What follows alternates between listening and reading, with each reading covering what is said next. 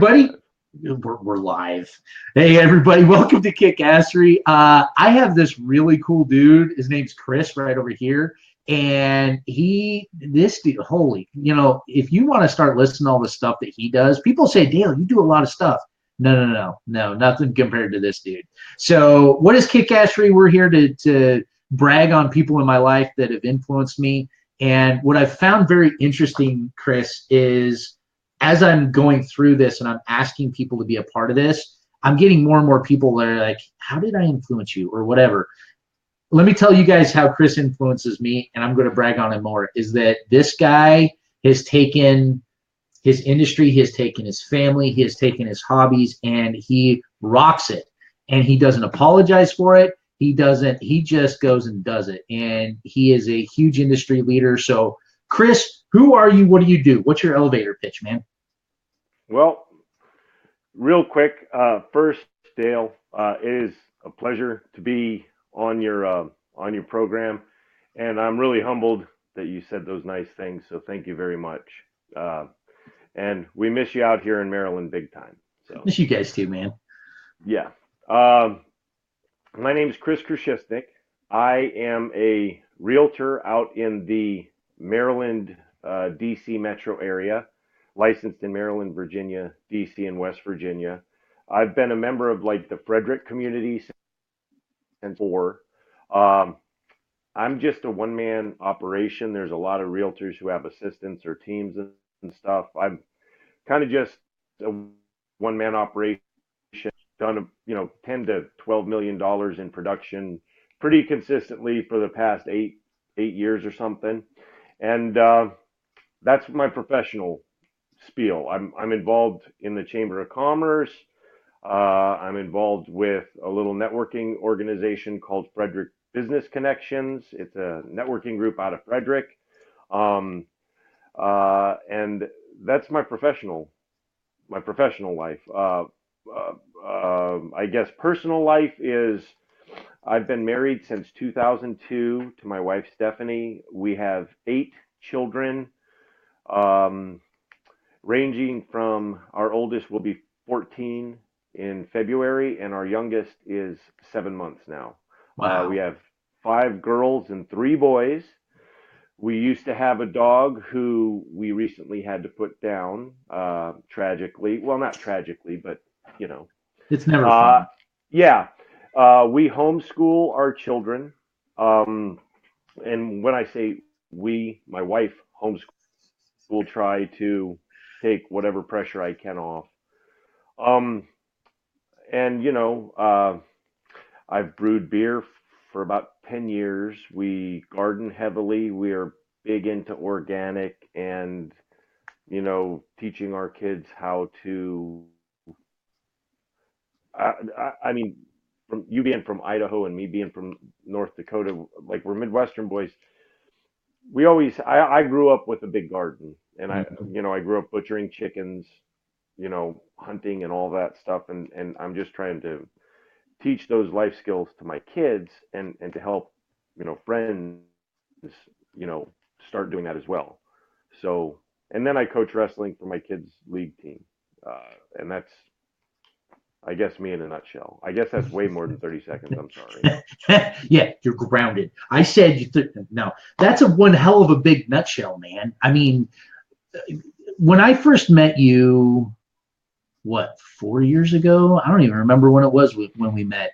Dude, 5, maybe, yeah, over 4. It's got to be more than 4. Ish, something like that. I was like, holy crap, and then I started kind of following you, and we didn't really like start hanging out or anything, but through business associations and whatnot. And then I started stalking you a little bit. Yeah, I do that. And, man, just, in the fall, you're doing this, and in the spring, you're doing that. And you're brewing your beer, and you're doing this, and you got your kids in wrestling, and, you've got 1,500 people in your family. And man, so this is what I'm curious about. And you're also a veteran, right? Yeah, former Marine. I did 4 years in the Marine Corps. I thought sorry I didn't mention that. I thought Marines are always Marines. There's no such thing as a former Marine. Well, no. A former Marine is a Marine who's no longer serving active. an ex-Marine is somebody who's been like disbanded. Ah, So there's, see. and Okay. I even have some friends, like some brothers who are ex-Marines that I still consider, brothers. Okay. All It's right. a Yeah. former Marine is the proper title. Okay. All right. See, because I'm an Army wife. So, Army's a little bit different. Yeah. Marine, once a Marine, always Marine. So Yes.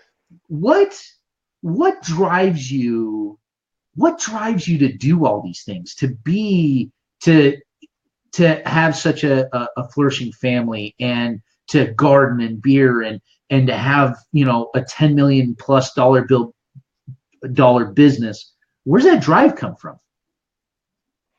I honestly, I don't have a good answer. I just, Fair enough. I, I I'm built to serve.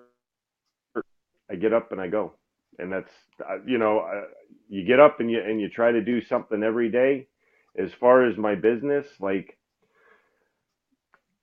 I have a steady stream of clients who reach out to me and ask me for their assistance, and I'm happy to help. Like it's humbling, and I feel indebted to them. So I wake up professionally in the morning. I wake up and I just think, these people are depending on me to help them, and I try to do everything I can to put them in the best possible position, for whatever they need. Like somebody needs to buy a house, I make sure that they are in as good of a position as I am able to put them in to find the house that they want. Mm-hmm. Somebody who's selling their house, I make sure their home is marketed as well as it can be so it gets the most traffic and most showings. And then I get feedback on those showings, and then I manage all of that stuff to put them in the best position that I can put them in. And I advise them as though I would my family. So, the motivation for that is I guess a form of gratitude towards my client. Like I'm just, I'm very humbled that they put their trust and confidence in me, and I try to reciprocate that as much as I can. So, and then like for everything else, like I try to just, I try to we all fall short, but I try to set an example for my children, and that's, to put it as best, I can't find another way to explain that. Like Right. I try to set a decent example for my kids. Right. Right. Yeah. So you're very service oriented, and you do a lot for the community. You do a lot for your family. You do a lot for your clients. How do you keep your cup filled, or does that fill your cup? Does that? Yeah, that was gone like at kid 3. Like I'm not worried. I mean, I I I mean, you kind of have. I think your cup filled is, I don't know. You have to. You can't completely dry yourself out. But Right. at the end of the day, I relax with a cigar or something to that effect. I do get it. I try to get, like, for the past 4 months, I've been trying to get a 20-minute workout in, and I think it's little things like that. But like, keeping your cup filled, I I haven't really thought in that direction. I'm sure my behavior is different, or it would tell us a different story. Like my wife has to do the same thing. Like that woman is homeschooling, 4 or 5 kids, Yeah. 8 kids. That's a very daunting thing. Mm-hmm. Um, and she doesn't ask for really that, keeping my cup full either. I don't. I think once you get a big family and whatnot, I think that goes away, and I don't think that's a bad thing. I think with every kid we've had, you're required to give up something of yourself, and I think in today's world, I think that's like we're all very self-centered. I Yeah. think everybody has, to some extent or another, self-centered. I think just with us having more kids, you only have so much to be self-centered for, because you have to live for the other people in your home. Right. Right. Hell, I can't even handle 2 kids half the time, let alone That's a it. bigger 2 kids is hard. 2 kids is hard. 8 is you just kind of manage the chaos and you make sure nobody's, you know. Nobody's bleeding profusely. All the limbs are still attached, Yep. and it's funny you say it that way because I never considered myself a father. I never thought I would have kids. I was just never. I didn't like little people. Let's just be honest. I didn't like little kids. Absolutely. And I still struggle with them, but I'm so much better now than I ever have been in the past. But, it's funny because I'm the jungle gym of the family. So I get down because my kids are 6 and 3 and Yeah. 100 mile an hour all the time, and it's funny. We have a neighbor girl, same age as my daughter, and my daughter, we went to one of those trampoline jump house. It's not a jump house, but it's trampolines, right? So none of us had ever been there, and we're like, "Holy crap, this is amazing!" So kicked the kids out, and then my wife and I went out and jumped as well. Well, neighbor girl went with us. About an hour in, I look over, and she's like crashed out on one of the benches. And I go over, I'm like, "You okay?" She's like, "I'm so tired." And my 2 kids, my 3 and 6-year-old, are just, they're gone. They're still going 100 mile an hour. And an hour later, this poor girl, she's like, "Can we leave?" Yeah. But, and I see you have 2-year kids in wrestling? 3. 3. My 3, yeah. All the girls like to roughhouse, but they don't want to go wrestle. And they, we've got activities for them as well. But, Awesome. The boys love wrestling, and I'm a former wrestler myself. I think you were too, right? You know what? No, I was a football player. They wanted me to wrestle. They wanted me to wrestle, but I don't know. I just if I could give any advice, if you're a football player, or if your kid's a football player, the best thing you involved in is wrestling by far. I've heard that. By far, that is the perfect complementary sport to football. So, if you are like if your kids want to be football stars, you have to get them involved in wrestling. They learn leverage. They learn how to use their body. They learn complete and utter discipline. It is a great discipline and skill set for you to use in other athletic activities. But I would say wrestling made the Marine Corps. It was actually a disappointment. Oh, really? Yeah, I mean wrestling makes everything else in your life tolerable because at least you get fed and you can drink. Right. You can hydrate yourself. Yep. So it is recommend it for a young person looking to develop themselves anymore. It is and that's probably why I wasn't as good at football as I wanted to be. But it's now that you say that, we were a very small school, and I'm sure you were a small school as well. Is that basically everybody played every sport, and we were a very small, like physically, we were a very small team.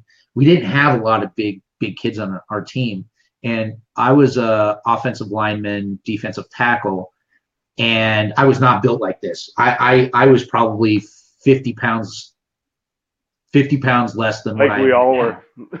What's that? Like all of us are. Yeah, exactly. I wrestled. I'm 230, 225.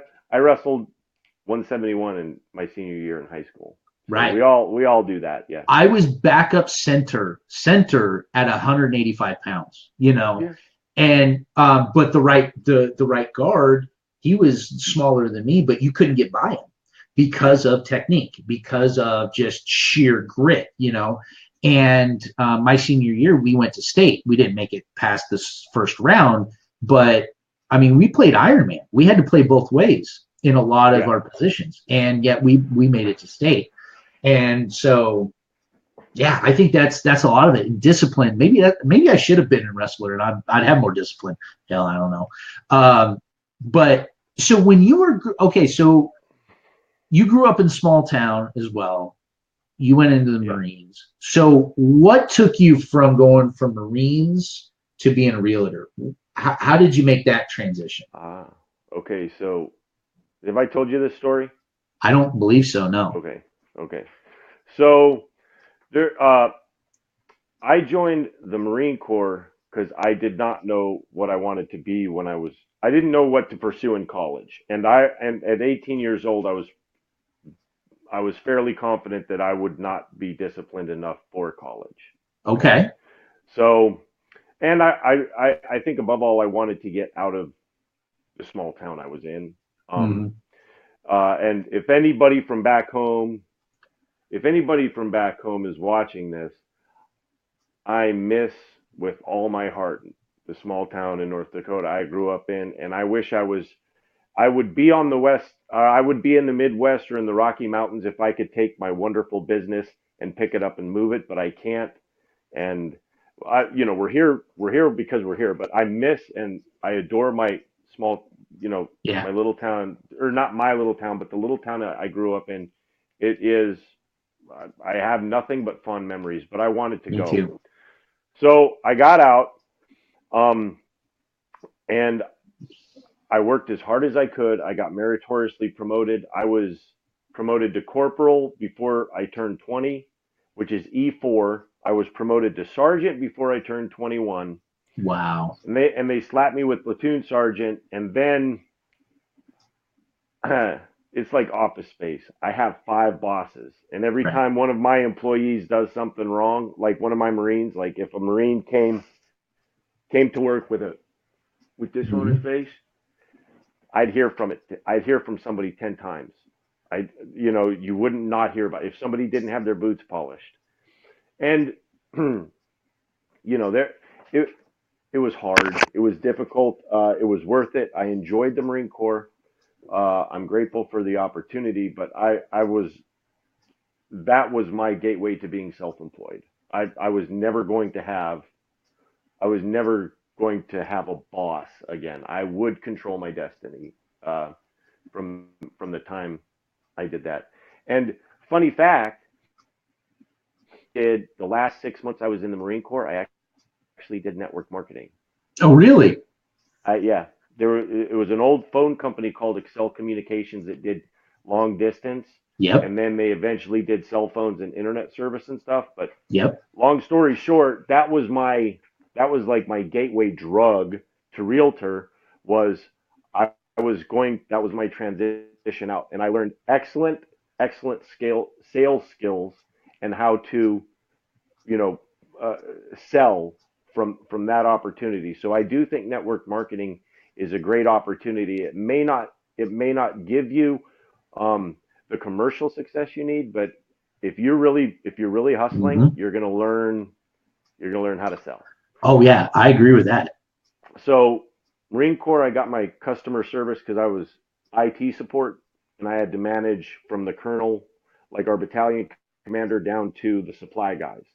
So I had to learn how to do customer support on all levels there. Then I learned how to sell, and to then I met my wife. We moved out to Maryland because she's from Gaithersburg. My father-in-law, who's a longtime realtor, real estate guy, said you should give this a shot. And in my first year, I tripled my income from what the Marine Corps was. And the rest, it was, So as they say, the rest is history. Awesome. yeah, And I love origin stories. I love hearing how people transition from this to this and the thought patterns and the process. Sometimes it's just dumb crap luck. You just fall into stuff, but then sometimes there is that process where some people have to fall flat on their face to realize things. And I love that, man, to be able to go from small town Midwest to now you're in the state of Maryland, which is a very successful, very profitable, there's lots of opportunities in Maryland. That's one thing that I did learn about Maryland. And to be honest with you, coming from Idaho, I was completely ignorant about yeah, Maryland. When I first came to Maryland, I thought it was all DC. I thought the district was Maryland. yep, And when my wife, we went from Germany to Maryland. So when we started shopping, and we started moving further and further north because she was down in Bethesda at Walter Reed. yeah, too expensive, Gaithersburg, Bethesda, too expensive, Chevy Chase, not a chance in hell, and so we just kept going north. And I was like looking at Google Maps, I was like, there's agriculture and there's farmland in Maryland. When the hell did this happen? Yeah. Like the East Coast is funny because they've got all of this huge infrastructure, and especially the DC area. It is, I mean, I don't know. I mean, New York is obviously its own thing, but I mean, New York, LA, San Francisco, maybe Houston and Chicago, not so much Chicago.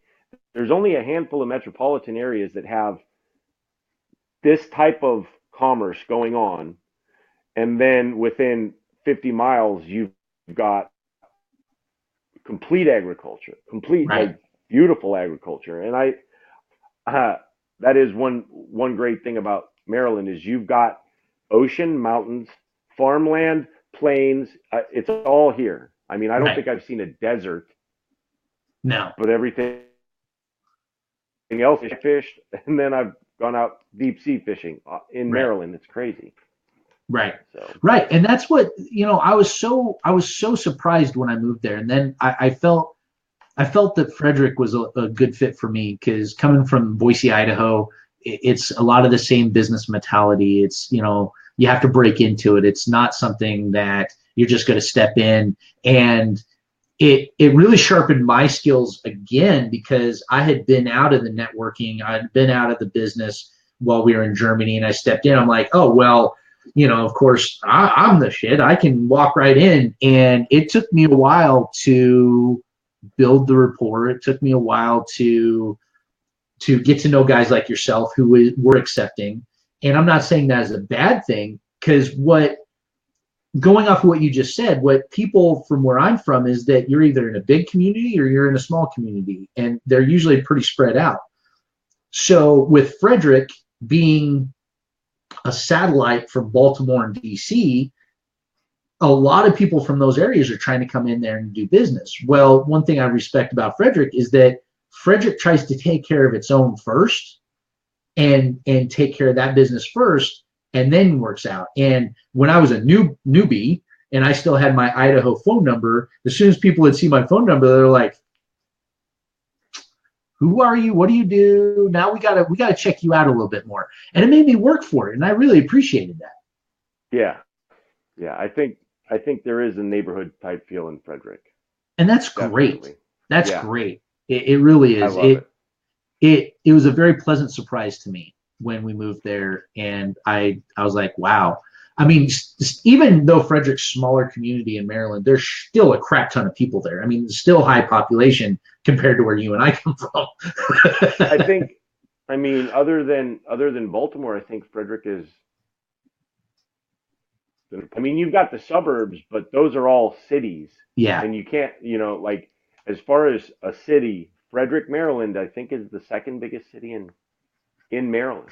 I think so. Either that or it's It's like it's Rockville, it's Annapolis. Baltimore, then Rockville, then that effect. But I mean, Yeah. As a standalone Frederick, non-suburb city, yeah, I'm with you on that one. yeah, yeah. So we're rolling down on time here. We're rolling down on time here. So there's a concept. I wanted to kick this out to you. I want to start asking like questions, a specific question, and something hit me the other day that I've been doing on my daily drives a little bit. So I want to ask you your opinion on this in short because we only have a couple minutes left. Is I had this epiphany of a 3-word sentence. Who am I? Right? It's a question. Who am I? But if you swap 2 words in that, it changes it from a question to a statement. Who I am.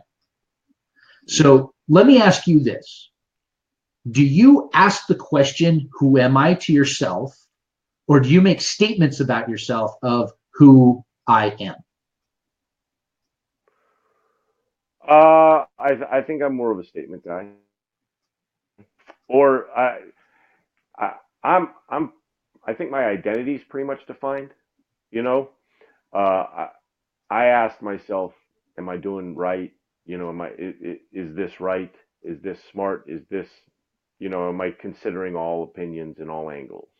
You Right. know, uh, I ask a lot of questions of the situation I'm in, but I don't know. I'm pretty comfortable and confident in who I am. You know, I'm kind of a schmuck, and I just work hard, and I try to call people back. There you That's go. about all I do. There you go. Well, I mean, showing up is a big part of the business. Just showing up, just being there. Half your life, 3/4 of your life is if you prepared and you showed up on time, you're ahead of the majority of people. Amen to that. Amen to that. Even half of them, yeah. And that's half the secret to life. Sad to say, but that's what it Yeah. is. Yeah. Yeah. Oh, I'm with you on that one. I'm totally with you on that one. And I can look back on my own personal life and see where I was struggling. And I could say part of the issue is I wasn't showing up. I wasn't present. I wasn't doing my work, but go Can I? ahead. Okay, I'm no social engineer or anything like that, but I'm the oldest in a big family. I coached kids in high school, coached wrestling in high school. I led Marines. I've sold a lot of people houses, so I've been with them during their stressful times in their lives. I've coached kids. I We're all observers of people, Right. but this world is, I think, our environment and our society today is meant to confuse and distract us to the extent to where we just go, Yeah. I can't do this. And Yeah. I think one of the most important is you have to be laser focused on that's noise. That like I don't even care about national politics anymore. In fact, they make everything about my stomach, and I only recognize national to divide us from helping our neighbor. Which Right. at the end of the day, at the end of your life, who you help next, who I whatever happens nationally or internationally is really insignificant. It's out of the control that I have. Yep. What's in my control is helping my neighbor in my community, Yep. which is all of the other stuff is noise, Yep. meant to distract us and meant to keep us from taking action and actually doing something. Yep. So the trick to life is you got to, like, there's noise that you got to take away and you got to get rid of, and you only have this much. You only control this much Yep. of the world you look in, and if you the better you do silencing the rest of the stuff and focusing on that, the better you're going to do. Like, the more efficient your life's going to be, and the more attention you can give to people who need it, Oh, I absolutely agree and with that. causes that need it. So. Yeah, I absolutely agree with that, man. And that's very well said. And I love some of the the comments between you and Rick, and I follow those every once in a while, and I love it. I mean, you Give guys Rick are a just shout out. I love Rick. yeah, He's a Rick's a Navy great guy, guy. man. And I love the shit stirring every once in a while, just getting it going. But it's good conversation, and that's what a lot of it is it's so easy. And for me, it's easy for me to get distracted, not necessarily from that kind of BS, but I have so many interests and I have so many things that I want to do. And I'm going through this Clifton Strength Finders process to help me kind of to narrow this down and process a little better. And I have a tendency also of saying yes too much to too many responsibilities. I like responsibilities. I like being in charge of things. I like being an influencer, and it's easy for me to say yes because I can see I can make a difference. And you and I were chatting before we started was that one of the things that I chose to do when we moved here was to be, like you said, more focused on what we're doing. I'm not getting involved in the business community here. I'm not getting involved in a lot of the other things that I was doing there in Frederick for the sheer purpose of I got to get my stuff locked down so that this can work and I can move on. Yeah. And The but to that though is like I mentioned is that I realized I miss people. So it's a balancing act. It really is, you know. But where I'm doing that is I'm getting my kids back involved in 4-H. We're actually having our first 4-H meeting next week, so I'm super stoked on passing that legacy on to my children. Yeah. Well, like you, there's your answer. Your answer is always like, I miss people. Well, so your kids, you can volunteer and do all kinds of stuff. Like for your example, we'll just use your example. Like you kind of got to be stay-at-home dad. I Right. mean, your priority is to your family. It's not to go make a bunch of money. Right now, it's to your family. Right. So I think, and part of that confusion is we don't have this priority anymore. Like, Right. and it's always vacillating. And it's like, Yeah. you kind of got to, like in your situation, now it's clearly defined. Like, I'm going to be dad. Yeah. I got my first priority to my family. And then if my cup's full there, I can look in another direction. Yeah. But with everything, you have this and you say, what am I missing out on? Like Right. you're missing out on people. Well, but Right. now you can do your 4-H thing. So there's Yeah. always there's always, if you're looking, there's always a workaround. Oh, absolutely. Absolutely. And one last thing, and then I'll let you go, brother, is that, I Uber, and that's one of the other ways I get my Yeah. people fix, right? Is I go out and Uber, and, Dayton, right here in Dayton doesn't have a great reputation right now because of the drug issues that are going on. And as I'm driving around, I see it. I see it everywhere. But I'll get in the car and I'll be like, yeah, we just moved here, blah, blah, blah, chit chat, chit chat, chit chat. And they're like, well, what do you think of Dayton? Because it's kind of like a setup question because they're waiting for me to say how much of a piece of crap town it is or something like that. And, my answer usually is this. I'm like, listen, and this is the truth. Being military, you kind of understand this as well, moving around in that part of your life, is that you're going to find what you're looking for. And so if I move to a new community and I'm looking for drugs and I'm looking for crime and I'm looking for these things, guess what I'm going to find? And that's all I'm going to find. And so, I just made a choice. I'm like, it's there. I'm not ignorant to it. I'm not blind to it, but it's not something that I'm focusing on. And it's not something I'm looking for. I'm looking for good people. I'm looking for good opportunities. I'm looking for, the good. And guess what? I found them and I continue to find them. So, and you'll find more good than bad everywhere. Even though there's a lot of bad, there's a lot of good too. Absolutely. A lot of good. Absolutely, man. So, Chris, I told you we'd hold it at a half an hour. I'm a couple minutes over. I'm not sorry. So you are amazing. I appreciate you taking time for me. I really do. And man, you are an influencer. You encourage me just by remotely watching you and seeing the things that you're doing and the successes you have and your ever growing amazing family and the fact that your wife does all that and homeschools, and because I was homeschooled for a couple years and it was just me and it was still a challenge, let alone 17 kids to do it. So, dude, just keep kicking ass and keep being amazing and keep that North Star set because you encourage a lot of people and I don't think you even realize it. Well, that's comforting. It's embarrassing too, but well, and I don't say shit just to hear myself talk. I mean it. I appreciate it. I appreciate it. Really, I do. So, and Michelle here, she said, thanks for sharing, and I appreciate everyone. Summer was on here as well. Thanks, Summer, for being here. The thing I love about Summer is she's always here welcoming the new kick-assers, the ass kickers. I don't know what we're going to call ourselves yet, but we're going to be something. I don't know. Not ass kissers. Not ass kissers. Well, no. All right, man. You have an awesome day. Everybody else, once again, this is Kick-Assery.